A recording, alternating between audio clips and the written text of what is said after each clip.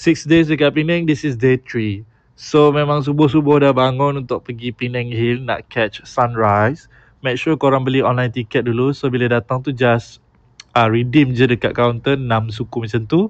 6.30 akan boarding naik atas. And then bila dah naik tu dia akan sejuk dan berkabus macam ni lah. Which is ikutlah kalau nak bergambar lah kabus macam ni. Tapi sekejap je nak tunggu. You boleh jalan-jalan kejap lah mana-mana. And then mula-mula decide nak bergambar bawah ni. Tapi ada 4 ekor anjing. Kacau aku. Orang tengok je. So pergi dekat atas sikit lah. Dan actually mana-mana boleh je bergambar. Asalkan you tak malu.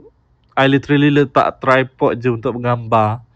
Dan tak ada siapa kisah. Ni dia macam viewing point. Tapi tak ada apa pun sangat atas ni. Tak nampak apa pun. Tapi cantik je nak bergambar. Ni beberapa gambar yang I managed to capture lah.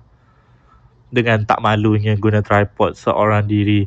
And then waktu lunch, I jalan-jalan dan dia terjumpa di sekedar nasi kandar Line Clear. So tak ada idea nak makan mana. Masuk je lah makan. And then balik tu singgah. Petang sikit pergi Thrift. Bukanlah Thrift.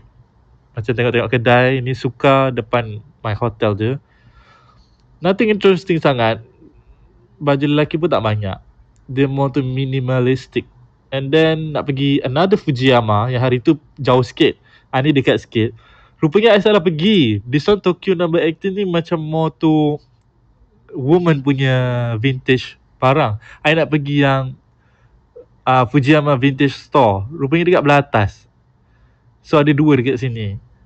So yang ni macam more to men's punya lah. Which is banyak gila barang-barang yang very good. I jumpa banyak gila barang macam Tommy Hilfiger dengan harga yang tak terlalu mahal berbanding yang Fujiyama yang I pergi jauh sikit tu. Yang ni dekat sikit. Tapi I tak adalah beli apa-apa sebab tak ada apa yang menarik hati. Ada tapi macam tak apalah. And then dinner I pergi makan dekat Snug Food.